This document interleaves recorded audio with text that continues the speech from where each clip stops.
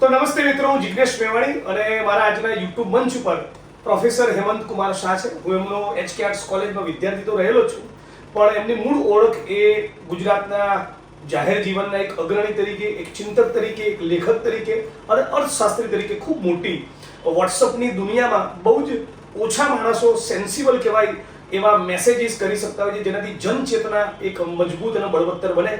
એમાં વોટ્સઅપના માધ્યમથી એમણે અનેક આર્ટિકલ્સ ગુજરાતમાં છેલ્લા કેટલાક સમયમાં બહુ જ લોકપ્રિય કર્યા છે અને મોટા છાપા મેગેઝિનોમાં પણ કટાર લેખન તરીકે કામ કર્યું છે. તો પ્રોફેસર સાહેબ સાથે આજે ગુજરાત પણ એ પૂર્વે એટલે દેશની અર્થતંત્રની શું પરિસ્થિતિ છે અને ખાસ કરીને યુવાનોને જાણવામાં રસ પડશે કે જોબ્સ કેમ ક્રિએટ નથી થતી. તો છેલ્લા 10 વર્ષ નરેન્દ્રભાઈનો પ્રધાનમંત્રી તરીકેનો કાર્યકાળ, ગઈકાલે જ એમના 75 વર્ષ પૂરા થયા. તો આ 10 વર્ષના કાર્યકાળ દરમિયાન અર્થતંત્રની પરિસ્થિતિ શું બની એના વિશેનો એક ઓબ્જેક્ટિવ તમે ઓપિનિયન આપો. મને એવું લાગે છે કે છેલ્લા 11 વર્ષનો જે સમયગાળો છે નરેન્દ્ર મોદીનો, એમાં એવો દાવો કરવામાં આવે છે કે મોદીએ ભારતનો વિકાસ કર્યો. પણ જો આંકડાઓ આપણે જોઈએ તો આપણને ખ્યાલ આવે છે કે ભારતનો વિકાસ નરેન્દ્ર મોદીએ કર્યો છે એ વાત ખોટી છે. આંકડાઓ જોઈએ તો આપણને આ ખ્યાલ આવે કે 10 વર્ષનો જે મનમોહનસિંહનો સમયગાળો હતો એમાં ભારતનો જે વિકાસનો દર છે, જેને રિયલ GDP ગ્રોથ રેટ તરીકે ઓળખવામાં આવે છે, એ વિકાસનો દર એ લગભગ 9.5%થી વધારે રહ્યો. અને 2 વર્ષ તો એવા ગયા કે જ્યારે એ 10% કરતાં વધારે રહ્યો હતો. એટલે એ 2 વર્ષ એ રાજીવ ગાંધીના જે કુલ 5 વર્ષ હતા ને, એમાં 1 વર્ષનો સમયગાળો એવો હતો કે જ્યારે GDPનો ગ્રોથ રેટ 10% કરતાં વધારે રહ્યો હતો.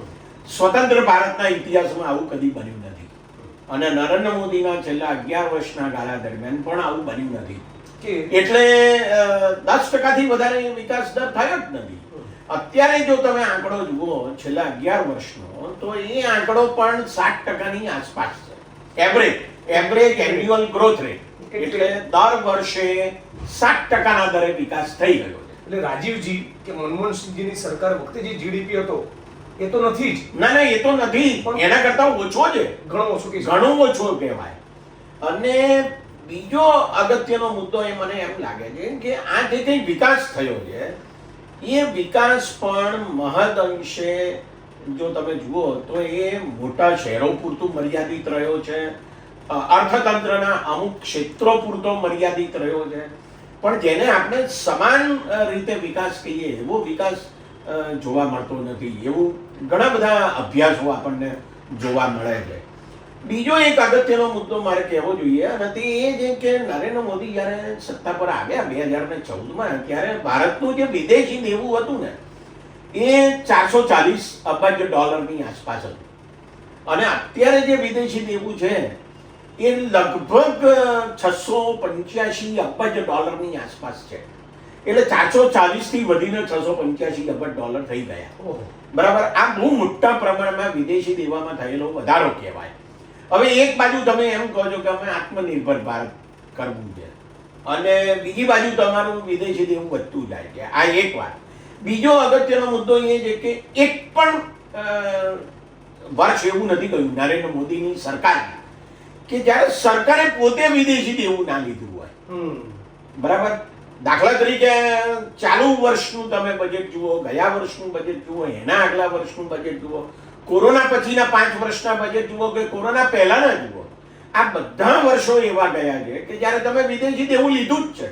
દાખલા તરીકે કોરોનામાં પહેલું લોકડાઉન આવ્યું, એના અઠવાડિયા 10 દિવસમાં તમે વર્લ્ડ બેંક પાસેથી $100 કરોડ લોન લીધી. અને એ શાના માટે લીધી? તો કે આરોગ્યની વ્યવસ્થાઓ કરવા માટે લીધી. તો આમાં આત્મનિર્ભર ભારત ક્યાં આવ્યું? અચ્છા, બીજો એક અગત્યનો મુદ્દો કે સ્લોગન છે આત્મનિર્ભર ભારત, પણ તમારી નિકાસની કમાણી એ આયાતના ખર્ચ કરતા કોઈ દારો વધી નથી. છેલ્લા 11 વર્ષમાં એવું કોઈ દારો બન્યું ખરું કે જ્યારે તમારી નિકાસની કમાણી આયાતના ખર્ચ કરતા ઓછી હોય? તમે આત્મનિર્ભર સૂત્ર આપ્યું 2020માં, બરાબર. એ પછી પણ એવું બન્યું ખરું? ના, નથી બન્યું. તો આત્મનિર્ભર તો થઈ જ નથી રહ્યા. ખરેખર એનાથી ઊંધી પરિસ્થિતિ ઊભી થઈ રહી છે. વધારે ને વધારે વિદેશી કંપનીઓને તમે બોલાવી રહ્યા છો, વધારે ને વધારે FDI આવી રહ્યું છે અને વધારે ને વધારે શેર બજારમાં એફઆઈઆઈ આવી રહ્યું છે અથવા તો ફોરેન પોર્ટફોલિયો ઇન્વેસ્ટમેન્ટ આવી રહ્યું છે. તમને એક આંકડો આપું. આપણને બધાને ખબર છે ઈસ્ટ ઇન્ડિયા કંપની આવી હતી એક 1600ની સાલમાં અને આપણે ગુલામ થઈ ગયા હતા. બરાબર. અત્યારે ભારતમાં 5400 કરતા વધારે વિદેશી કંપનીઓ છે અને એમાંની અડધી કંપનીઓને નરેન્દ્ર મોદીએ બોલાવી છે છેલ્લા 11 વર્ષમાં. તો કેવી રીતે આત્મનિર્ભર ભારત થયા? શેર બજારમાં અત્યારે 11200 થી વધારે કંપનીઓ એવી છે જે વિદેશી કંપનીઓ છે ને શેર બજારમાં રોકાણ કરે છે. આમાંની પણ લગભગ અડધી કંપનીઓ એવી છે કે જે 2014 પછી ભારતમાં રોકાણ કરી રહી છે. તો તમે સામાન્ય માણસના સવાલ એવો થાય અને એના માટે જ પૂછું છું કે તમારી બાજુની સોસાયટીમાં કોઈ રમેશભાઈ રહેતા હોય એને શું લેવા દેવા વિદેશી કંપની આવે તો અને આ જીડીપી વધ્યો ઘટ્યું એનાથી એના જીવનમાં શું ફરક પડે? એક ના, બે બાબતો એમાં અગત્યની છે. એક બાબત એ છે કે આ દેશના નાગરિકને ખરેખર એમાંથી શું મળે છે અને શું નથી મળતું. બરાબર. તો દેશનો નાગરિક કોઈ હોમોજીનસ નથી, સમાન ગુણી નથી, એક સરખો નથી. દેશના 40 કરોડ લોકો એક જુદી પરિસ્થિતિમાં જીવે છે. બરાબર. અને દેશના 100 કરોડ લોકો જુદી પરિસ્થિતિમાં જીવે છે. અને એ જે 100 કરોડ છે ને એમાંને 40 કરોડ જુદી પરિસ્થિતિમાં જીવે છે અને 60 કરોડ જુદી પરિસ્થિતિમાં જીવે છે. એટલે સૌથી નીચેનો 40 કરોડનો વર્ગ, વચ્ચેનો 60 કરોડનો વર્ગ અને એની ઉપરનો 40 કરોડનો વર્ગ, આ ત્રણેયને માટે જુદી જુદી પરિસ્થિતિ ઊભી થાય છે. બરાબર. એટલે વિકાસ થાય છે તો વિકાસ જાય છે ક્યાં? એ અગત્યનો છે ને. કોનો થાય છે અને કોનો થાય છે? વિકાસ એ લોકોનો થઈ રહ્યો છે જે ઉપરના 40 કરોડ લોકો છે. પણ એકદમ સામાન્ય માણસ માટે કોઈ જીડીપી એટલે શું? જીડીપી એટલે આખા દેશના 146 કરોડ રૂપિયાની લોકોની આવક. રાઈટ. બરાબર. હવે તો સવાલ એ થાય છે, જો તમે વધી સપોઝ હા ધારો કે વધી હા પણ ફંડામેન્ટલ તો સવાલ એ કે કોના ગજવામાંથી? ના, હા, સવાલ એ થાય છે એટલે હું એમ કહું કે મારી આવક 10,000 રૂપિયા છે અને તમારી આવક 2,000 રૂપિયા છે અને બેની ટોટલ આવક થઈ એટલે 12,000 થઈ એટલે આખા દેશની આવક 12,000 રૂપિયા. બરાબર. હવે આપણે વિકાસ શરૂ કર્યો. બરાબર. અને મારી 10 ની 20 થાય અને તમારી 2 ની 2.5 થાય તોય વિકાસ તો થાય કે નહીં? અને તમને એમ લાગે કે ના ના જીડીપી વધી એટલે દેશનો વિકાસ થયો, જ્યાં આવક હતી એના કરતા વધી પણ હું ઠેરનો ઠેર લગભગ એનું કારણ એ છે કે ભાવ વધારો થાય છે. એટલે તમારા 2 ના 2.5 થયા તો પણ કેટલો ભાવ વધારો થયો એ અગત્યનું છે. અને મારા 10 ના 20 થયા તો મને તો ભાવ વધારો નડતો નથી. આ મુદ્દો મને લાગે છે કે બહુ મહત્વનો છે કે વિકાસ છે તે કોના ખિસ્સામાં જાય છે. પણ ધારો કે જે અત્યારે જીડીપી ખાસો સબસ્ટેન્શિયલી ડાઉન ગયો આ 10 વર્ષ 11 વર્ષ નરેન્દ્ર મોદીના શાસનમાં, એને અને મૂડીરોકાણને શું સંબંધ અને શું અસર થઈ એની પર? જુઓ તમે જરા અર્થશાસ્ત્રની ભાષા છે આ કે જેને કેપિટલ ફોર્મેશન કહે છે, મૂડીરોકાણ કહે છે. એ મૂડીરોકાણનો જે વૃદ્ધિ દર છે, બરાબર, એ રિઝર્વ બેંકના તમે આંકડા જુઓ તો તમને ખબર પડે કે માત્ર કોરોના પછીના કાળની વાત નથી આ, પણ છેલ્લા 10 વર્ષમાં જે કેપિટલ ફોર્મેશનનો રેટ છે એ અગાઉના 60 વર્ષ કરતા ઓછો છે. બરાબર. એટલે જેટલા પ્રમાણમાં મૂડીરોકાણ થવું જોઈએ એટલા પ્રમાણમાં મૂડીરોકાણ નથી થતું. બીજી તરફ વિશ્વગુરુ છે તો બી એ તો એક જુદો જ મુદ્દો છે, પણ મુદ્દો ત્યાં આવીને ઉભો રહે છે કે લોકોની બચત છે. એવું નથી કે લોકો બચત નથી કરતા. બરાબર. જેને આપણે પ્રાઇવેટ સેવિંગ્સ કહીએ છીએ એ બચત તો છે. ભારતની જીડીપીની લગભગ 30% બચત થાય છે. આ આપણો રેશિયો છે સેવિંગ્સમાં. બરાબર. સવાલ ત્યાં આવીને ઉભો રહે છે કે પૈસા છે છતાં મૂડીરોકાણ થતું નથી. અને પછી બીજું કે જે મૂડીરોકાણ થાય છે એમાંનું ઘણું બધું મૂડીરોકાણ એવું છે કે જે ડેટ થઈ જાય છે. એટલે કે શું કહેવાય, બેંકો પાસેથી તમે પૈસા લીધા, લોન લીધી અને પછી તમે પાછી નથી આપતા. હવે આવા તો 16 લાખ કરોડ રૂપિયા છેલ્લા 10 વર્ષમાં એ બેંકોમાં ગયા જ નહીં પાછા, જેને તમે માંડવાળ કરી દીધા, રાઇટ ઓફ કરી દીધા. રાઇટ ઓફ કરવા, માંડવાળ કરવા. આજે પૂંજીપતિ ઉદ્યોગપતિઓએ 16 લાખ કરોડ જેટલી માતબર જાયન્ટ રકમ ભારત સરકાર જોડેથી બેંકોના માધ્યમથી લીધી અને પરત નહીં કરી. એ પરત નહીં કરવાના કારણે નાગરિક તરીકે તમને, મને અને દર્શકોને શું નુકસાન થયું? સૌથી મહત્વનું નુકસાન તો એ કે હું બેંકમાં પૈસા મૂકું છું ડિપોઝિટ કરું છું 500 રૂપિયા કે 1000 રૂપિયા કે 5000 રૂપિયા, તો મને જે વ્યાજ મળે છે 6%, 7%, 8%, એ જો આ 16 લાખ કરોડ ના ગયા હોત તો મને 11% વ્યાજ મળે, મને 12% વ્યાજ મળે.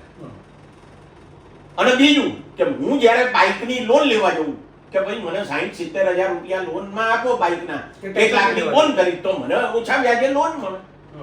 બેંકોને આ જે ખોટ જાય છે, એ ખોટના જે પરિણામો આવે છે એ તો સામાન્ય માણસે ભોગવવા પડે છે.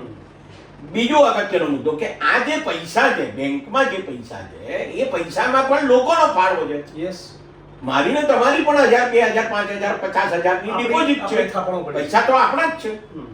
તેમ છતાં સરકાર કશું કરી નથી શકતી. એક સવાલ છે કે આપણા માનનીય વિશ્વગુરુ એ વિદેશી બેંકોમાં પડેલું કાળું નાણું પાછું લાવવાના હતા, એમાંથી એક પાઈ નહીં આવી.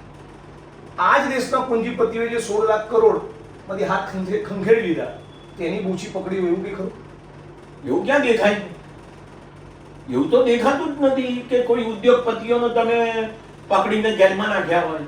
સીબીઆઈ એના ઘરે 16 લાખ કરોડ ઇન્કમ ટેક્સ વાળા ગયા નહીં, તમે પ્લીઝ એમ નહીં, 16 લાખ કરોડ તમે સમજો.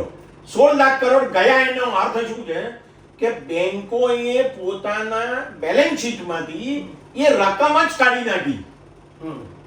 એટલે પહેલા એવું બતાવતા, દાખલા તરીકે ગયા વર્ષે તમે મારી પાસેથી લોન લીધી, હું બેંક છું, અને તમે લોન લીધી 5 કરોડ રૂપિયા, બરાબર, અને હું ગયા વર્ષ સુધી એ બતાવ્યા કરું છું કે તમારા 4 કરોડ 20 લાખ રૂપિયા બાકી છે, 4 કરોડ 20 લાખ બાકી છે, 4 કરોડ 20 લાખ બાકી છે, એવું 4-5 વર્ષ સુધી હું બતાવું છું. અને પછી 6થા વર્ષે અચાનક જ એ 4 કરોડ 20 લાખ જતા રહે છે. એ બતાવતો જ નથી. એનું નામ માંડવા, એનું નામ રાઇટ ઓફ. એટલે એનો અર્થ એવો થયો કે હવે મારે તારી પાસેથી પૈસા લેવાના છે, આવે તો ઠીક છે, ના આવે કઈ નહીં. એટલે સાદી એવા 16 લાખ કરોડ રૂપિયા ગયા. એટલે સાદી ભાષામાં કહું, કોઈ કન્ફ્યુઝન ન થાય એટલા માટે, મારી ક્લેરિટી માટે દર્શકોની પણ, મેં તમારી જોડેથી 50,000 લીધા હતા 5 વર્ષના વાયદે, રાઈટ, અને મેં કહી દીધું કે નહીં અપાય. હા, નહીં અપાય. એટલે તમે એવી અપેક્ષામાં તમારે જીવવાનું, કોઈક દિવસ જિજ્ઞેશભાઈ આપો તો ઠીક, નહીં તો ભૂલી ગયા, બરાબર, આટલી સાદી વાત. હવે એનાથી વધારે ખરાબ બાબત કહું. નરેન્દ્ર મોદીની સરકારે એક કાયદો કર્યો છે. એ કાયદો એ ઇન્સોલ્વન્સીનો છે, બરાબર. એટલે એમાં શું થાય કે મેં માની લો કે 500 કરોડ રૂપિયાની લોન લીધી, કારખાનું નાખ્યું, 4 વર્ષ ચલાવ્યું, પછી કશું થતું નથી. એટલે હવે પરિણામ એ આવ્યું કે મેં એમાંથી 100 કરોડ રૂપિયા તો આપી દીધા હતા બેંકને વ્યાજ સાથે, પણ 400 કરોડ બાકી હતા, બરાબર. હવે કારખાનું બની ગયું, લોકો બેરોજગાર થઈ ગયા છે. હવે આ જે કાયદો બન્યો છે એમાં એવું ચાલે છે કે કોઈકને કહેવામાં આવે છે કે તમે આ કારખાનું ખરીદી લો, આ કંપની ખરીદી લો, એટલે એ માણસ ખરીદવા આવે છે. હવે એ એવું કહે છે કે મારે 400 કરોડ આપવાના, મારી પાસે 400 કરોડ તો છે નહીં, હું તો 200 કરોડ આપું, તમારે મને વેચવી છે તો વેચો.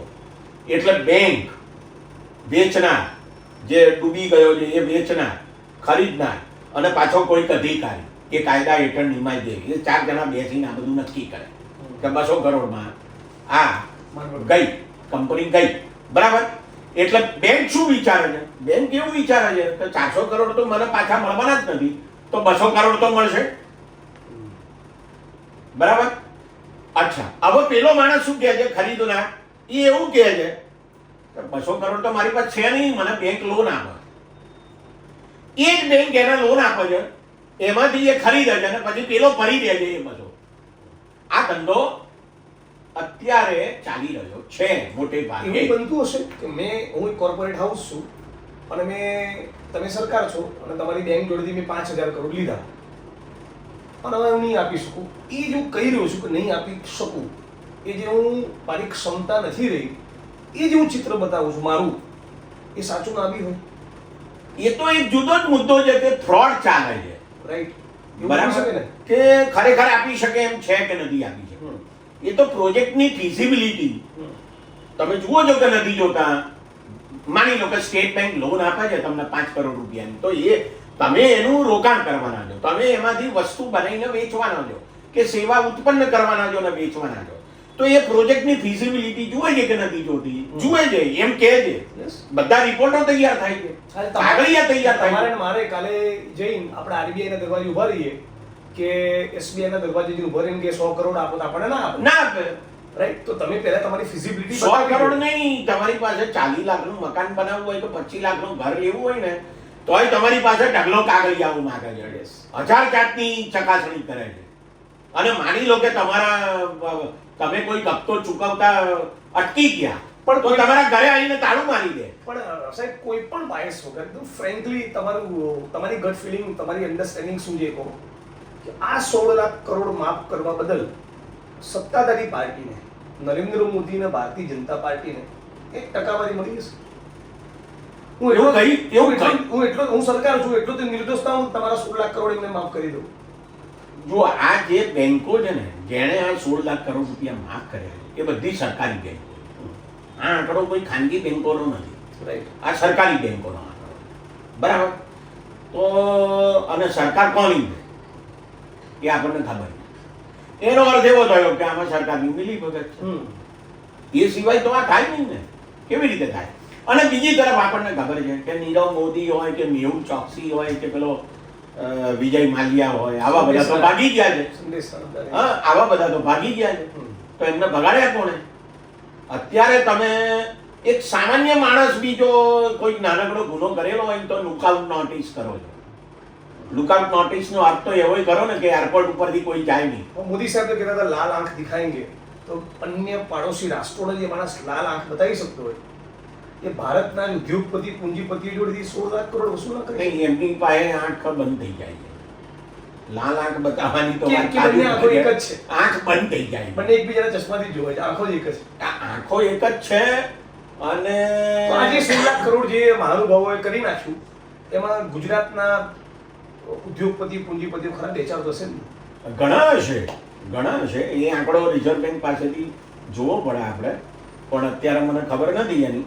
પણ ગુજરાતમાં અને મહારાષ્ટ્રમાં, તામિલનાડુમાં, ગોવામાં, દિલ્હીમાં, કંઈક અંશે આંધ્રમાં, આ બધા રાજ્યોમાં વધારે છે. કારણ કે આ રાજ્યોનો વિકાસ વધારે થયો છે. અને બીજો એક સવાલ કે એક 10,000 ખેડૂતોને લોન આપી હોય એક એક્સ નામના રાજ્યએ, સપોઝ તમિલનાડુ, એક કર્ણાટક, અને ટેક્સની અરે એ લોનની ભરપાઈ ના કરી શકે, ક્રેડિબિલિટી ખરાબ થાય, ફરી એને બેંકો લોન ના આપે. આ જે પૂંજીપતિ ઉદ્યોગપતિઓ 16 લાખ કરોડનું કરી નાખ્યું એમને તો જે લોનો મળે જ કરે છે. ના, પણ એમાંનો કયો માણસ રોડપતિ થઈ ગયો કરોડપતિમાંથી? મને તમે એક બતાવો. એક પણ નહીં, કોઈ નહીં. એનો અર્થ એ થયો કે એમને પોતાને અંગત જીવનમાં કશું થતું નથી. એ એવા ને એવા છે. કદાચ એનાથી વધારે માલેતુજાર થયા છે. બરાબર? લોન ભરવામાંથી છટકી ગયા. છટકી જાય છે. અને બીજું કે તમે જો આ આખી ઘટનામાં એકદમ અંદર ઉતરો તો તમે એક જુદો સવાલ પૂછવો છે, એકદમ લેમેન જેવો સવાલ છે. આ જે 16 લાખ કરોડ, મારી ટીમ થોડી ત્યાં ચોંટેલી એટલે વારંવાર એનો સવાલ પૂછ્યો. આ જે ઉદ્યોગપતિ પૂંજીપતિઓ 16 લાખ કરોડ નથી ચૂકવ્યા એ પછી અંબાજી ચાલતા બી જાય છે, દ્વારકામાં ધજા બી ચડાવે છે, હા, એ તો સોમનાથ દાદાના દર્શને બી જાય છે, અને અજમેર જઈને ચાદર બી ચડાવે છે. તો આ શું ગણે છે? આ શું રહસ્ય? જો યાદ રાખો તમે, અર્થસત્તા, ધર્મસત્તા અને રાજસત્તા આ ત્રણે ભેગા છે. એટલે ધર્મનો દેખાડો કરે છે કે અમે બધા બહુ પવિત્ર માણસો છીએ. અયોધ્યાના ઓપનિંગમાં આ બધા પૂંજીપતિઓ બધા હતા ને, ભેગા હતા. સામાન્ય માણસો ક્યાં હતા? રાજકીય પક્ષના નેતાઓ ના દેખાય પણ આ દેખાતા. આ બધા દેખાતા. એમાં અમિતાભ બચ્ચન જ હતા. એટલે બધા હતા. એટલે સાહેબ આ પૂંજીપતિઓને એક વાર એવું કરતો છે, એમ શ્રીફળ વધે રન કે 5,000 કરોડનું કરી નાખ્યું, માતાજીની આરતી કરે કે 10,000 કરોડનું કરી નાખ્યું, જય શ્રી રામ બોલે ને 72,000 કરોડનું કરી નાખ્યું. એવું ના, બધું એટલે આમાં શું છે કે વિકાસની જે દ્રષ્ટિ છે નરેન્દ્ર મોદીની, એ મને લાગે છે કે આ દેશને માટે અનુકૂળ નથી. આ તો સારું છે કે આ દેશનું બંધારણ આવું છે કે જેને કારણે ચૂંટણીઓ આવે છે. એટલે ગુજરાતમાં ગરીબ કલ્યાણ મેળા કરતા હતા ચૂંટણીઓ આવતી હતી એટલે, અને દેશમાં 5 કિલો મફત અનાજની જાહેરાત કરવી પડે છે, અને તે વિધાનસભાની ચૂંટણીમાં કરવી પડે છે, અને પછી પાછું એવું કહેવું પડે છે કે અમે આ 5 વર્ષ ચાલુ રાખીશું, 5 વર્ષ માટે આપીશું. કહેવાનો મુદ્દો મારો એ છે કે આ આખી જે એટલે ગુજરાત વાઇબ્રન્ટ બી છે અને લાખો લોકો સરકારી રાશન પર નવી બી છે. આ બંને સાથે જ છે. બંને સાથે કેવી રીતે હોય છે? બંને સાથે જ છે, પણ એનો અર્થ જ એ થયો કે વિકાસ એ લોકો સુધી પહોંચ્યો નથી. સરકાર એમ માને છે ને કે ગુજરાતના 70 લાખ પરિવારોને અમે 5 કિલો મફત અનાજ આપીએ છીએ દર મહિને. એના મને યાદ છે 2022માં વિધાનસભાની સરકાર આવું કહે છે. એક મિનિટ 2022માં જ્યારે વિધાનસભાની ચૂંટણી આવી ત્યારે આખા ગુજરાતમાં રસ્તા ઉપર બોર્ડ લગાડીને એવું કહેલું કે અમે 70 લાખ પરિવારોને 5 કિલો મફત અનાજ આપીએ. યસ, બરાબર. હવે હું તમને આંકડો આપું. 1998-99માં ગુજરાતમાં ગરીબ પરિવારોની સંખ્યા 26,19,000 હતી. આ 26,19,000 70 લાખ થયા. તો ગરીબી વધી કે ઘટી? રાઈટ. ગુજરાતમાં ગરીબી વધી કે ઘટી? 2001 થી તો આયા ને નરેન્દ્ર મોદી, અને જે તમને આંકડો આપ્યો 1998 અને જો ગરીબી વધી હોય તો ગુજરાત સ્વર્ણિમ, ગતિશીલ, વાઇબ્રન્ટ, અડીખમ નંબર 1 કઈ રીતે એટલે ખાલી ખમ છે. આ અડીખમ નથી, ખાલી ખમ છે એ લોકો માટે કે જે લોકો ગરીબ છે, કે સામાન્ય છે કે મધ્યમ સામાન્ય વર્ગ છે? છે. અચ્છા, મધ્યમ વર્ગને આ નરેન્દ્ર મોદી અને ભારતીય જનતા પાર્ટીનું ઇકોનોમિક્સ છે, આટલું બધું પૂંજીપરસ્ત કોર્પોરેટ હાઉસીસની ચાપલુસી કરવા વાળું જે આખું એમનું ઇકોનોમિક મોડેલ છે, એના કારણે પ્યોરલી મિડલ ક્લાસની વાત કરું છું, શ્રમજીવી વર્ગને, મધ્યમ વર્ગને શું શું અસર હતી? જો આમાં મધ્યમ વર્ગ છે ને એના પણ 3 ભાગ પડે. એક નિમ્ન મધ્યમ વર્ગ છે, એક મધ્યમ વર્ગ છે અને એક ઉચ્ચ મધ્યમ વર્ગ છે. જે ઉચ્ચ મધ્યમ વર્ગ છે ને એની તમે આશરે માસિક આવક 50,000 રૂપિયાથી ગણી શકો. જે મધ્યમ વર્ગ છે એ 25,000 થી 50,000 ની વચ્ચેનો છે. અને જે નિમ્ન મધ્યમ વર્ગ છે ને એની આવક મહિને 25,000 અથવા એનાથી ઓછી છે. એટલે જે હીરો હોન્ડાનો બાઇક લાવે છે કે વર્ગ હા, એ 25,000 વાળો પણ છે, કારણ કે એને ઓલ્ટો લાવે છે, હા, ઇનોવા લાવે છે. હા. એટલે આમાં સમસ્યા ત્યાં છે કે તમે કયા મધ્યમ વર્ગને આકર્ષો. તો એ મધ્યમ વર્ગને આકર્ષે છે કે જે ઉચ્ચ મધ્યમ અને મધ્યમ છે. નિમ્ન મધ્યમ વર્ગ એ એની પાછળ જાય છે. આ એક કારણ છે. અને બીજું અગત્યનો મુદ્દો એ છે કે આ નિમ્ન મધ્યમ વર્ગ તો બિચારો કમાવાથી ઊંચો નથી. દાખલા તરીકે હવે કોઈ મોલ ખુલ્યો હોય અને એમાં એક 20-25 વર્ષનો છોકરો કે છોકરી કામ કરતા હોય, 12 કલાક સવારના 10 વાગે જાય એટલે ઘેરથી તો 9 વાગે 9:30 વાગે નીકળે, 10 વાગે પહોંચે, રાતે 10 વાગે એ મોલ બંધ થાય, 10-11 વાગે ત્યારે એ ઘેર પહોંચે. એને આ દેશના કે ગુજરાતના વિકાસની ચિંતા જ નથી. એ ચિંતા કરી શકે એવી સ્થિતિમાં જ નથી. પોતાની જ બિચારો એ ચિંતા, પોતાની જ ચિંતા કરે છે. 12 કલાક અને એનો કોઈ વિકાસ તો થતો નથી. 12 કલાક પરથી યાદ આવ્યું, હમણાં ગુજરાતની સરકારે હમણાં છેલ્લા સત્રમાં જે ચોમાસું સત્ર હતું 3 દિવસનું, એમાં ફેક્ટરીઝ એક્ટ, કારખાના ધારામાં સુધારો કર્યો, ફેરફાર કરીને એવું કર્યું કે કામના કલાક હવે 8માંથી 12 કરી દીધા. હા, બરાબર. સ્કેન્ડિનેવિયન કન્ટ્રીઝ, યુરોપમાં, અમેરિકામાં, દુનિયાના અનેક દેશોમાં એવી ડિમાન્ડ ચાલે છે કે કામના કલાકો ઘટાડીને 8માંથી 6 કરો, સોમથી શુક્ર જ કામ કરીશું. ટેબલ ઉપર કામ કરતા ઝોકું આવી જાય આઈટી સેક્ટરમાં તો છણકો નહીં કરવાનો, ખરાબ રીતે છણકો કર્યો તો એફઆઈઆર દાખલ થાય માલિક સામે, સીઈઓ સામે. ભારતમાં જે શ્રમજીવી વર્ગ કુપોષિત છે, જે સ્ત્રીઓ એનિમિક છે, ચાલીમાં રહે છે, ઝૂંપડપટ્ટીમાં રહે છે, ગામડામાં રહે છે, આંબેડકર કે સરદાર આવાસ યોજનાનું ફોર્મ ભરીને બેઠા છે, 100 ચોરસવાના પ્લોટની માંગણી કરે તો મરવાના વાંકે જીવે છે. આને વધુ નીચોવવા કામના કલાક 8માંથી વધારીને 12 કર્યા. આ છે ને એ મૂડીવાદી શોષણની જે સિસ્ટમ ઊભી થઈ છે એને સરકાર અનુમોદન આપે છે, ટેકો આપે છે અને એમ કહે છે કે તમે વધારે શોષણ કરો. ભારતના બંધારણમાં જે લખવામાં આવે, તમે વધારે શોષણ કરો તો એવું તમે બેઠા છીએ, અમે બેઠા છીએ. તમને અને આ કોઈ નવી વાત નથી. આ હું તમને કહું, 2005માં નરેન્દ્ર મોદી મુખ્યપ્રધાન હતા ત્યારે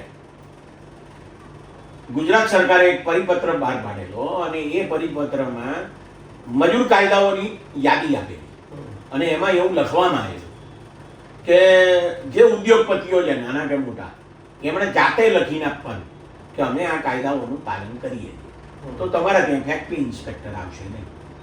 આવા પ્રકારની વ્યવસ્થા હતી. આ કોઈ નવી વાત છે જ નહીં. આ તો એ જ વાતને વધારે આગળ ચલાવવામાં આવે છે. 8 કલાકનું કામ કરવું, એના સંદર્ભમાં હું બે મુદ્દા એટલે ચોરોએ બાહેધરી આપવાની કે હવે અમે લૂંટફાટ કે ચોરી કરવાના નથી અને સરકાર માની લે, એટલે પોલીસે નહીં આવવાનું. હા, સરકારે માની લેવાનું કે આ બરાબર છે, તમે બહુ સુધરી ગયા માણસ છો, હૃદય પરિવર્તન થયું છે, મહાત્મા ગાંધી કહે છે એવી રીતે. તો આ તો કેવી વાત છે. હું બે મુદ્દા મારે આ સંદર્ભમાં કહેવાય. મેં ઓલરેડી 2 લેખો આના માટે તરત જ લખેલા, પણ મારે બે મુદ્દા કહેવાય. એક કે 8 કલાકનું કામ હોવું જોઈએ અને મજૂરોનું શોષણ ના થવું જોઈએ ફેક્ટરીમાં, એના માટેની ચળવળ ઇંગ્લેન્ડમાં અને ફ્રાન્સમાં 1830માં શરૂ થઈ હતી. એ પછી ત્યાં 19મી સદીના અંત ભાગમાં કાયદાઓ થયા, બહુ મોટા પ્રમાણમાં હડતાળો પડી, બરાબર, અને એને પરિણામે એ કાયદાઓ થયા 8 કલાકના. બીજો અગત્યનો મુદ્દો, પહેલું વિશ્વયુદ્ધ પત્યા પછી ઇન્ટરનેશનલ લેબર ઓર્ગેનાઇઝેશન ILO સ્થપાયું, એનું જે પહેલી પરિષદ મળી, એ પહેલી પરિષદમાં જે પહેલો ઠરાવ થયો, એ ઠરાવ પણ 8 કલાકનો હતો, જેમાં ભારતે સહી કરેલી છે.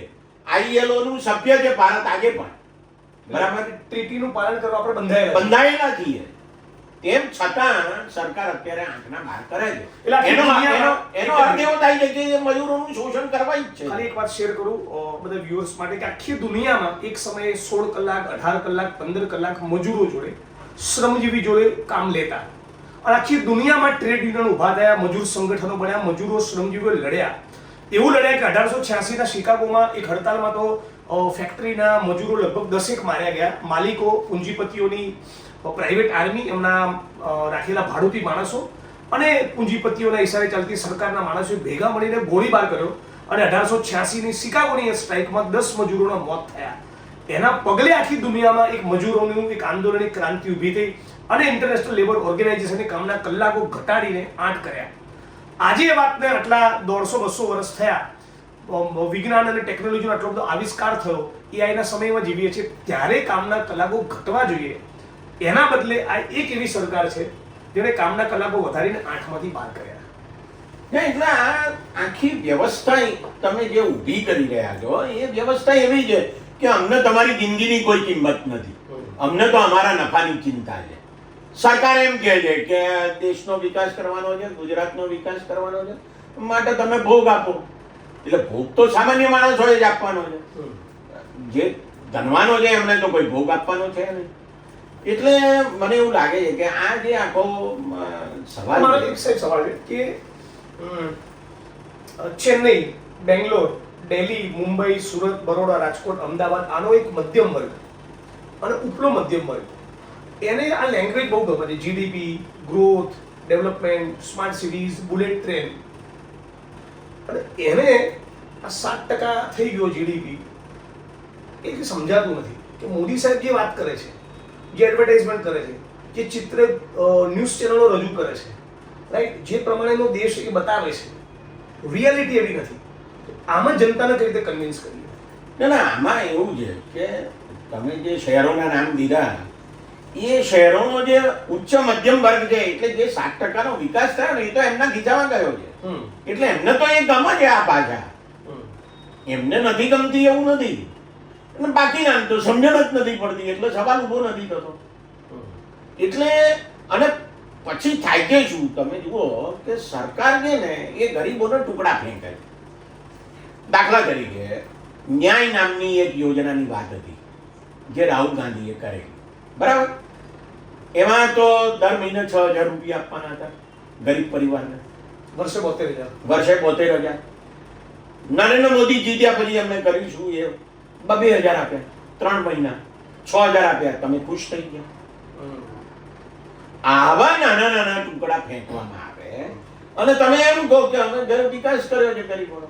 સવાલ ઉભો એ થાય છે કે કેટલા મોટા પ્રમાણમાં અસમાનતા ઊભી થઈ છે, એને પરિણામે જે અસંતોષ ઊભો થયો છે, એ અસંતોષ દબાયેલો રહે એને માટે તમારી પાસે અયોધ્યા છે, એને માટે તમારી પાસે કાશી છે, એને માટે તમારી પાસે મથુરા છે, અને એને માટે તમારી પાસે હિન્દુ મુસલમાન છે. એટલે તમે આના નશામાં પડી ગયો.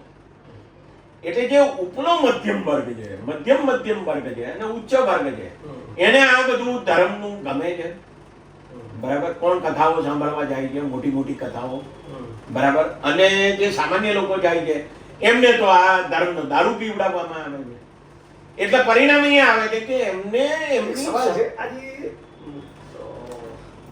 મહાપુરુષો કથાઓ કરે છે અને મોટા સંપ્રદાયો ચલાવે છે, એમને કોઈ દિવસ સ્ત્રીઓને નગ્ન કરીને મણિપુરમાં ફેરવી એ મુદ્દે બોલતા જોયા નથી. કે ગુજરાતના એક પણ ગામમાંથી દલિતો માટે જે મંદિરમાં પ્રવેશ ના હોય, કે કૂવો ખુલ્લો ના હોય એમાં પ્રવેશ કરાવ્યો હોય, કે કોઈ જઘન્ય ઘટના એક આદિવાસી કોઈ સામાન્ય માણસ સાથે બની હોય અને સરકાર કે પોલીસનું દમન એની પાછળ જવાબદાર હોય અને કોઈક સંપ્રદાયના માણસે કોઈ સંતે મહંતે સ્ટેન્ડ લીધું હોય, એવું કદી જોવા મળતું નથી. અને છતાં એમની ભક્તિ એ ચાલુ જ રહી છે. એવું જોવા મળશે. પણ જે કથાકારો છે અને જે મોટિવેશનલ સ્પીકરો છે એ બધા આપણે જાણીએ છીએ કયા છે, બહુ જાણીતા છે. એટલા કથાકારો પછી એ ગમે તે વસ્ત્ર પહેરતા હોય, સફેદ હોય કે ભગવાધારીઓ હોય, કોઈ પણ ધર્મના હોય, બરાબર, અને આ મોટિવેશનલ સ્પીકરો એ કોઈ દિવસ સામાજિક, આર્થિક અને રાજકીય વ્યવસ્થામાં જે અન્યાય છે ને એના વિશે વાત કરશે જ નહીં. એમણે કોઈ દાડો કરી નથી, કરવાના નથી. એટલે એ લોકો શું કરે ખબર છે તમને? એમ કે તમારે કોઈની ઈર્ષા કરવી જોઈએ નહીં, તમારે સાસુ છો તો તમારે બહુનું ધ્યાન રાખવું જોઈએ, બાળકોને શાંતિથી રમાડવા જોઈએ, આવું બધું બોલ્યા કરે અને બધાને ગમે, બહુ સરસ ગમે. મને તો એક ભગવાધારી મોટિવેશનલ સ્પીકર છે, અચાનક જ ફેસબુક ઉપર હું તો સાંભળતો નથી પણ અચાનક જ એ નજરે પડ્યું અને એમાં શેક્સપિયર શબ્દ સાંભળવા મળ્યો મને. એટલે મને થયું કે આ ભગવાધારી શેક્સપિયર નું શું બોલાય છે. એટલે મેં વળી પાછું સાંભળ્યું ત્યારે મને ખબર પડી કે એમણે એવું કીધું એમના પ્રવચનમાં કે શેક્સપિયર કહીને ગયા છે કે આપણે બધાને કુટુંબમાં સુમેળથી રહેવું જોઈએ. એટલે મેં મારા બે બહુ જાણીતા અને વિદ્વાન એવા બે અંગ્રેજીના પ્રોફેસરોને ફોન કરીને પૂછ્યું. શેક્સપિયર તો મેં વાંચ્યો છે, ખાસો નાટકો મેં જોયા છે, એના બીબીસીની ફિલ્મો જોઈ છે, પણ આમ શેક્સપિયર આવું કંઈ બોલ્યો હોય એવું મારા ધ્યાનમાં હતું નહીં. એટલે મેં બે પ્રોફેસરોને ફોન કર્યા, એમને પૂછ્યું, એમણે કીધું મને કે આવું તો મારા ધ્યાનમાં છે જ નહીં કે આવું કંઈક શેક્સપિયર બોલ્યા. હવે આવા ગપ્પા મારે છે, એનો અર્થ એ થયો. અને લોકોને એવું લાગે છે આ ભગવાધારીઓ કે બહુ સરસ બોલે. સવાલ ઉભો એ થાય છે કે એ લોકો કોઈ દિવસ સામાજિક, આર્થિક અને રાજકીય સમસ્યાઓ વિશે બોલવા તૈયાર હોતા નથી. આ વોટ ચોરીનો કેટલો મોટો મુદ્દો છે, આ દેશની લોકશાહીનો મુદ્દો છે, એક માણસના મતાધિકારનો મુદ્દો છે, પાયાનો મુદ્દો છે. આ તેમ છતાં કોઈ મોટિવેશનલ સ્પીકર આના વિશે બોલે છે? એમના વિશે મારું એક ઓબ્ઝર્વેશન છે, સાચું છે, તમે જરા કહેજો ને મારી ભૂલ થતી તો સુધારજો, કે લોકો કુપોષિત નથી હોતા, જાડિયા હોય છે, પેટ વધેલું હોય છે, ત્વચા સુવાળી હોય છે, ફર્સ્ટ ક્લાસ ખાય છે, 8, 10, 12, 15, 20, 25, 50 સેવકો હોય છે, એસીમાં રહેતા હોય છે, બંગલામાં રહેતા હોય છે, ગાડીઓમાં ફરતા હોય છે, જમીનોમાં ગેરકાયદેસર દબાણ કરે છે. એ દબાણ હટે નહીં એના માટે એસપી ને કલેક્ટર જોડે ને MP MLA જોડે મંત્રી જોડે ભેબંધી કરે. આ વાત સાચી? બરાબર સમજુ? ઘણા બધા જે ઓબ્ઝર્વેશન્સ કર્યા છે તે એ સાચા છે, એમાં કોઈ શંકાનું સ્થાન નથી. મેં પહેલા જ કહ્યું, એક સામાન્ય મેં પહેલા જ કહ્યું કે રાજસત્તા, ધર્મ સત્તા અને અર્થસત્તા આ ત્રણે ભેગા છે અને આ ત્રણેય સામાન્ય માણસો ઉપર ચડી બેઠા છે.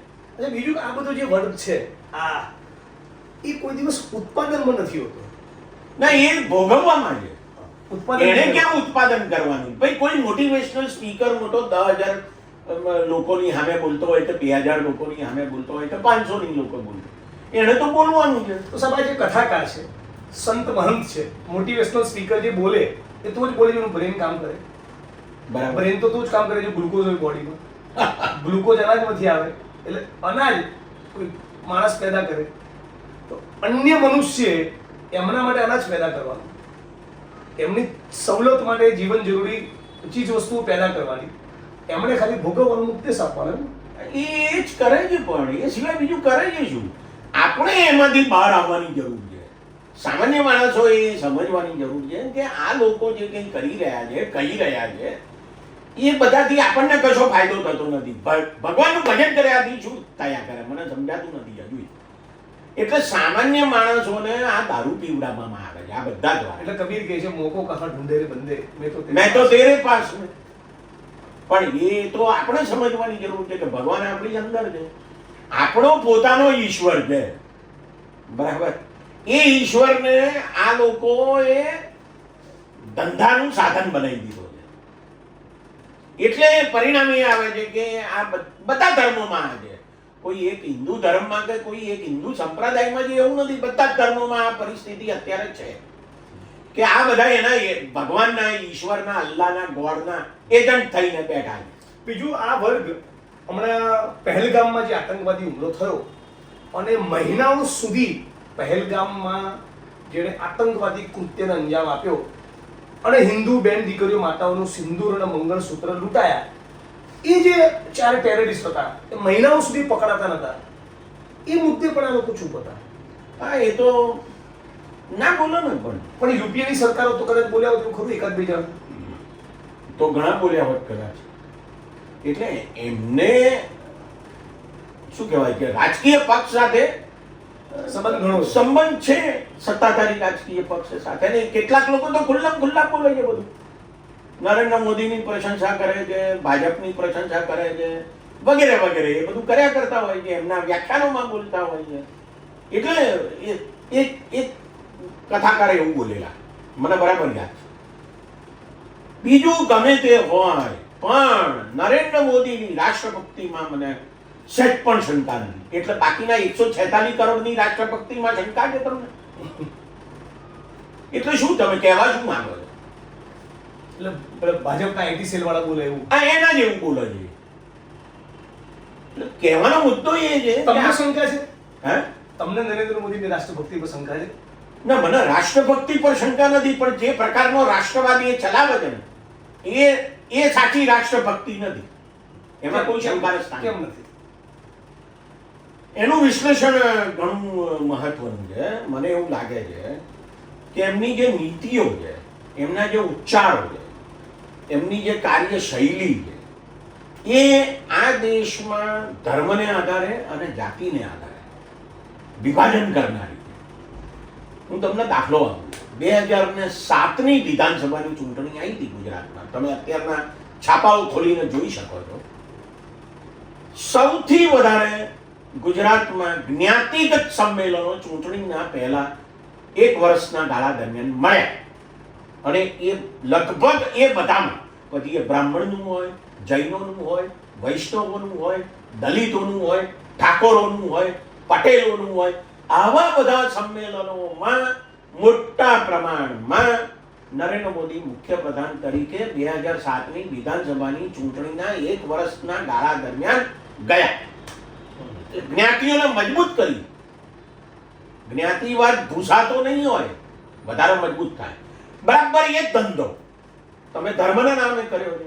ગુજરાતમાં પણ કર્યો 2001 થી 2014ના ગાળા દરમિયાન. 2014 થી અત્યાર સુધી તમે એ ધંધો કર્યો છે. તમે જુઓ દેશમાં શું પરિસ્થિતિ છે, એ આપણને બધાને ખબર છે. એટલે હું એમ સમજુ છું કે આ રાષ્ટ્રભક્તિ એ ખરેખર તો છેતરામણી રાષ્ટ્રભક્તિ. જે બહુ જાણીતો માણસ છે સેમ્યુઅલ જોન્સન, બહુ જાણીતો વિદ્વાન બ્રિટિશ એસેઇસ્ટ હતો, નિબંધકાર હતો મોટો. એણે એક જગ્યાએ એવું કીધું છે કે આ રાષ્ટ્રભક્તિ છે ને એ હરામખોર લોકોનો છેલ્લો આશરો છે.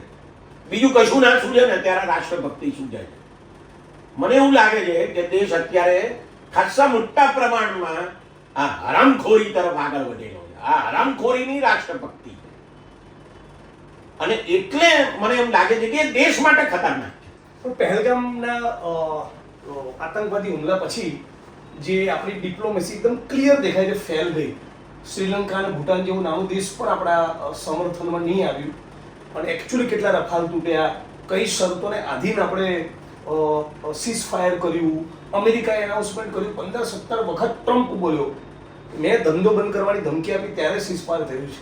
હા, નરેન્દ્ર મોદીની ભારત સરકારની પોતાની ચોઈસ હતી એવું નહીં, મેં કીધું હતું. કહ્યું છે. અન્ય રાષ્ટ્રનો પ્રેસિડેન્ટ આપણા માથે બેસીને રીતે નાચે અને જ્યારે આપણી સોવરેનિટી જખ બાંધતી હોય, આવી પરિસ્થિતિ કદાચ ભારતે પહેલા કોઈ દિવસ નથી જોઈ.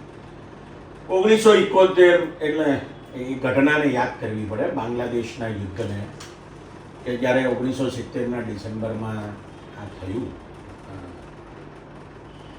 ત્યારે અમેરિકાનું છઠ્ઠો નૌકા કાફલો બંગાળના ઉપસાગરમાં કલકત્તાથી 100 કિલોમીટર દૂર આવીને ઊભો હતો અને ઇન્દિરા ગાંધીને ડરાવતો. તેમ છતાં ઇન્દિરા ગાંધી ડર્યા નહોતા અને આપણે બાંગ્લાદેશને ટેકો આપ્યો, શેખ મુજીબુર રહેમાનને ટેકો આપ્યો, એમની મુક્તિ વાહિનીને ટેકો આપ્યો. અને બહુ જાણીતો ફોટો એ જમાનાનો જાહેર થયો કે જ્યારે પાકિસ્તાનના જનરલ નિયાઝીએ આપણા જગજીતસિંહ સામે શરણાગતિના હસ્તાક્ષર કરે. આ હિંમત અત્યારે કેમ નથી, ક્યાં દેખાઈ? શરણાગતિ સ્વીકારી નરેન્દ્ર મોદીએ. તમે જો 3 દિવસ સુધી યુદ્ધ કરો છો અને તમને એમ લાગે છે આખા દેશમાં એક એવો માહોલ છે કે હવે તો આપણે પાકિસ્તાન ઓક્યુપાઈડ કાશ્મીર લઈ લઈશું, અને આખો વિપક્ષ તમારા સમર્થનમાં, અને કોણ સમર્થનમાં નહોતું? આખો દેશ હતો, આખો દેશ હતો. આખી આર્મી. એ પ્રકારના સંજોગોમાં તમે અચાનક જ 3 દિવસમાં યુદ્ધ વિરામ જાહેર કરતો છો અને પાછા એવું પણ બોલો છો, વારે ઘડીએ બોલ્યા છે કે આ તો યુદ્ધ વિરામ છે, યુદ્ધ પૂરું નથી થયું. એટલે શું? એટલે એનો અર્થ એ કે ફરી શરૂ કરવાનું છે. વિરામ કેટલો લંબા છે એ ખબર નથી. તો ભાઈ ક્યારે કરવાનું છે? એ શરૂ ક્યારે કરવાનું છે? અને કઈ શરતોને આધીન સીઝફાયર થયું એ તો આપણને કઈ ખબર જ નથી. તમે જુઓ, પાર્લામેન્ટને બી નથી ખબર. હા, પાર્લામેન્ટને પણ નથી ખબર. સવાલ ઊભો એ થાય છે કે તમારે ખરેખર આ યુદ્ધ કરવાની જરૂર હતી કે કેમ? એ તો એક બીજો જ મુદ્દો છે. તમે મને એમ પૂછો કે તમારે પાકિસ્તાન સાથે યુદ્ધ કરવું જોઈએ કે ના કરવું જોઈએ, તો હું ના પાડું કે ના કરવું જોઈએ. એ મારો વ્યક્તિગત મત છે.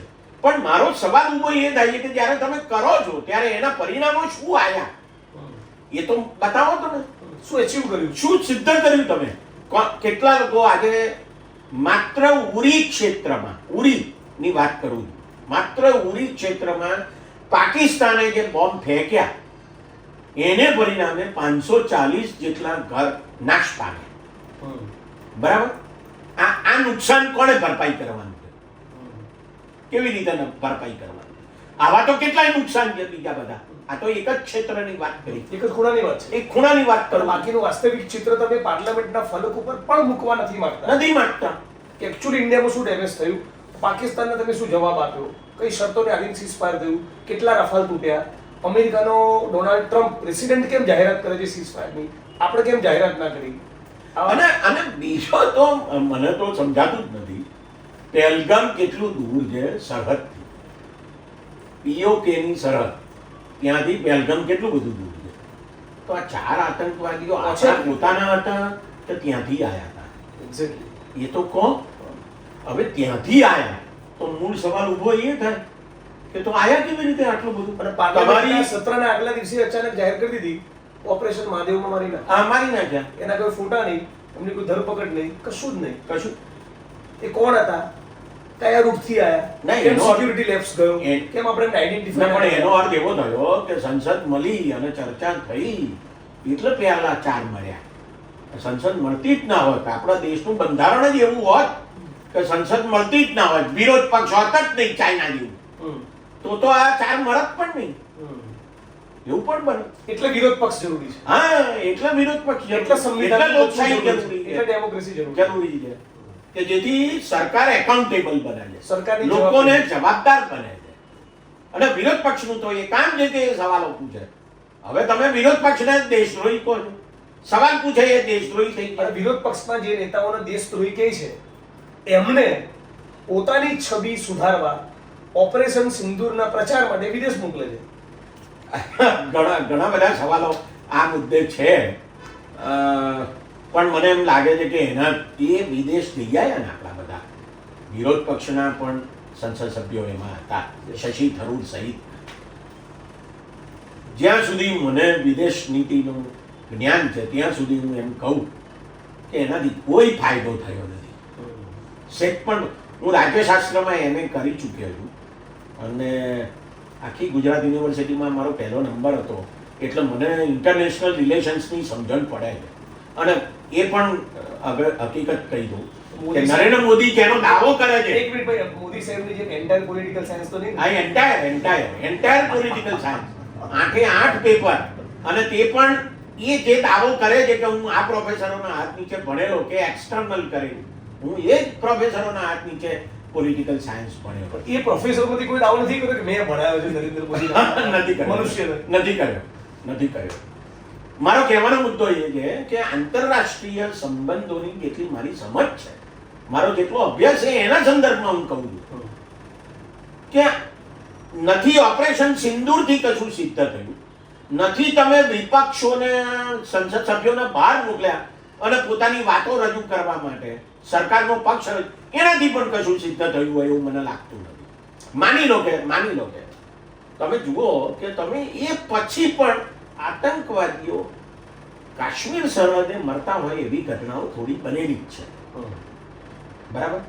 તો સવાલ ઉભો એ થાય કે તમે નથી કાશ્મીરના લોકોને પોતાના કરી શક્યા, કે નથી તમારું લશ્કર ક્યાં ઊભું છે એ સરહદની પાર થઈને આતંકવાદીઓ આવે છે, તો તમે એને રોકી નથી શકતા. પુલવામા પછી પણ પહેલગામ તો થયું.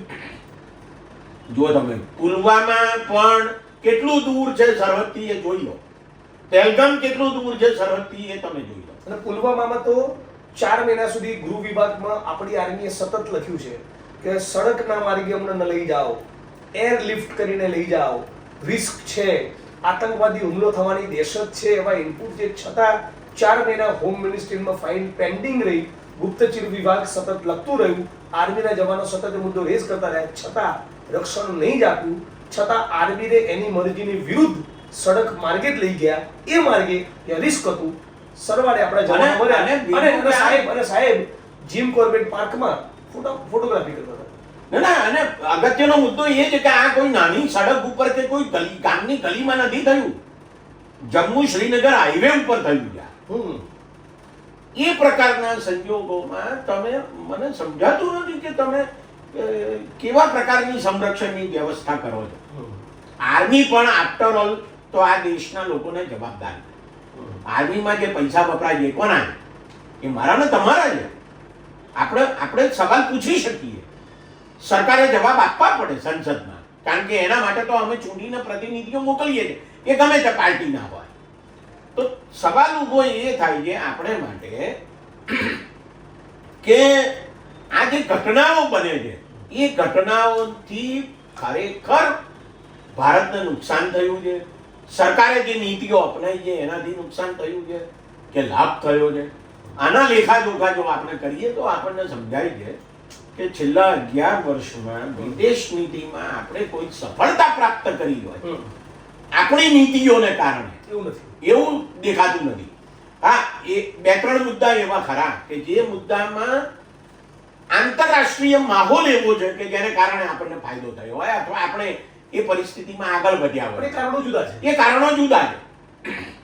દાખલા તરીકે આપણી બ્રિક્સમાં આપણે આગળ વધ્યા તો એ કારણ જુદું છે, કારણ કે બ્રિક્સની સ્થાપના તો એ પહેલા થઈ ચૂકેલી. છેલ્લો અને બહુ મહત્વનો અત્યારે ખાસો રેલેવન્ટ સવાલ એ વોટ ચોરીનો. રાહુલ ગાંધીજીએ જે પ્રમાણેનું એક્સપોઝ કર્યું, માહિતી એક્સપોઝ, અને એના બહુ જબરદસ્ત પ્રત્યાઘાતો પડ્યા. તો આ લોકતંત્રની કદાચ આવી હત્યા, આવું ચીરહરણ ભારત ભૂમિના ઇતિહાસમાં તો કદી થયું નથી. આ ઉપર તમારી શું પ્રતિક્રિયા, તમારું શું કહેવું છે? આજે પણ બીજું અમે એક્સપોઝ કર્યું કઈ રીતે વોટર ડિલિશન અને એડિશન થઈ રહ્યું છે. મારે 2 મુદ્દા કહેવા છે. એક મુદ્દો તો એ છે કે કોઈને તમે મત આપવાનો જે અધિકાર છે એનાથી વંચિત રાખો છો તો એ મૂળભૂત લોકશાહી અધિકાર છે કે જેનાથી તમે વંચિત રાખ્યા. નંબર 1. નંબર 2, અને જે લોકશાહી બલિદાનોથી મળી છે. હા, એ તો છે.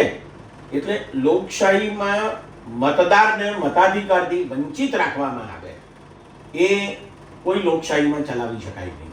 આપણને ખબર છે ગુજરાતમાં પણ જ્યારે પણ વિધાનસભાની અને લોકસભાની ચૂંટણીઓ થઈ છેલ્લા 20 વર્ષમાં, તો તમે છાપાઓ જોઈ શકો છો, મતદાનના દિવસોના જે સમાચાર બીજે દિવસે આવે છાપાઓમાં એમાં આવતું હતું આ આખી સોસાયટી ગાયબ થઈ ગઈ, આ આખા વિસ્તારમાં આટલા મતદારોના નામો ગાયબ થઈ ગયા. આવું કેવી રીતે બને? આવું જે કંઈ ગાયબ થયું એને એક્સપોઝ કર્યું. દાખલા દલીલો આંકડાઓ સાથે રાહુલ ગાંધીએ, અને એમણે એમ કીધું કે આ વોટ ચોરી થઈ છે. વોટ ચોરી એ રાજકીય શબ્દ છે, કૌભાંડ છે. કૌભાંડ છે, પણ મુદ્દો એ છે કે તમે મતાધિકારથી વંચિત રાખો છો, નંબર 1, અને નંબર 2 કે તમે કોઈ બૂથ હાઈજેક કરો છો એવું નથી, તમે આખો મત વિસ્તાર હાઈજેક કરી રહ્યા છો. Yes. અને એ મને લાગે છે કે Which is more dangerous. More dangerous. આ આખો મત વિસ્તાર હાઈજેક થાય છે અને એનું પરિણામ એ આવે છે કે તમે ચૂંટણીનું આખું પરિણામ બદલી નાખો છો. તમારું પ્રમાણમાં ઘણું મોટું ઘર છે. તમારા ઘરમાં કેટલા મતદાર છે? મારા ઘરમાં આપણે કેટલા 6 મતદારો. આ ઘરમાંથી 250 મતદાર નીકળે, આવું થયું છે. હા, એટલે એવા પ્રકારની પરિસ્થિતિ આપણે જોઈ રહ્યા છીએ જે અત્યારે practically કે શક્ય એક જ જગ્યાએથી 80 નીકળે છે, 200 નીકળે છે, 250 નીકળે છે. એક મકાનમાંથી મહારાષ્ટ્રમાં તો 7000 મતદારની યાદી કરી, એક જ બિલ્ડિંગમાં, એક જ બિલ્ડિંગમાંથી. જે ઇમ્પોસિબલ છે. ઇમ્પોસિબલ. મતલબ કે હવે અને એનો જવાબ કેવો આપે છે? પણ તમે જુઓ તો ખરા, એ એમ કહે છે કે આ તો બધા પીગી છે, એટલે પેઇંગ ગેસ્ટથી રહેનારા લોકો. મને એ નથી સમજાતું કે હું દાખલા તરીકે બેંગ્લોરમાં અત્યારે પેઇંગ ગેસ્ટ તરીકે રહેવા ગયો તો મારું મતદાર યાદીમાં મારું નામ મતદાર તરીકે ત્યાં હોય કે અહીંયા હોય? ના, ના, એનાથી બી ઉપરનો સવાલ, ત્યાં ધારો કે તમે તમારું ચૂંટણી કાર્ડ ત્યાં સ્થાયી થયા, હા, ત્યાં તમે કર્યું, પણ એક ઘરમાં 2 BHK ના ફ્લેટમાં 5 મતદાર હોય, 8 મતદાર હોય, 10 હોય, 12 હોય, 15 હોય, 150 ક્યાંથી હોય? હા, ક્યાંથી હોય? જે પ્રેક્ટિકલી ઇમ્પોસિબલ. આ ઇમ્પોસિબલ. એટલે હજારો લાખો મતદાર એ ખરેખર મતદાર હતા અને છે એની ચોકડી મારી દીધી, એના વોટરિંગ લિસ્ટમાંથી દૂર કરી દીધા. જે નથી એવા એમને દાખલ કર્યા, ઘુસાડ્યા. આ આખું સ્કેમ છે. ના ના, એટલે આ તો હું એવું સમજુ છું કે આમાં લોકશાહી તો અયોધ્યાનું મંદિર બનાવ્યું એના પછી બી આવું બધું કેમ કરવું પડે? ના, એમાં તમે છે ને આના વિકલ્પ તરીકે ના જુઓ, આ બે સાથે ચાલે છે. આ થયું માટે આ થયું એવું નથી, આ બંને સાથે જ ચાલે છે. આપણે વિશ્વગુરુ બની ગયા પછી બી આવું કેમ કરવું પડે છે? વિશ્વગુરુ બનવા માટે આવું કરવું પડે છે એમ કહો છો? વોટ ચોરી કરવી પડે છે કારણ કે વિશ્વગુરુ બનવું, એમ એનો અર્થ છે. હવે આ નૈતિક રીતે કેટલું સાચું એ તો બીજા ચાણક્યને જ પૂછવું પડે ને, બીજા તો કોઈને પૂછાય નહીં. એટલે મુદ્દો ત્યાં એનો ઊભો રહે છે કે આપણે આપણું બંધારણ બનાવ્યું 26 જાન્યુઆરી 1950ના રોજ એનો અમલ શરૂ કર્યો. એમાં આપણે જે સ્વતંત્રતા, સમાનતા, ન્યાયની વાતો કરી, આપણા આદર્શો નક્કી કર્યા, તો એ આદર્શોથી આ તદ્દન વિરુદ્ધ પ્રકારની પરિસ્થિતિ ઊભી કરી વોટ ચોરી. સમાનતાનો અર્થ શું છે? દરજ્જો અને તકની સમાનતા એવું આમુખમાં લખ્યું, બરાબર? તમને તક મળવી જોઈએ કે નહીં? તમારો બી એક વોટ, મારો બી વોટ, તમને બી વોટ કરવાનો અધિકાર ને મારી ચોકડી. તો એનો અર્થ એવો થયો કે તમને તક નથી મળતી તમારો ઉમેદવાર પસંદ. આપણે સમાન ના રહ્યા. હા, સમાનતા રહી જ નહીં. એટલે અને એ તો મૂળભૂત રીતે અન્યાયી બાબત છે, કારણ કે ન્યાય માટે આપણે 3 વિશેષણો વાપર્યા છે: સામાજિક, આર્થિક અને રાજકીય ન્યાય.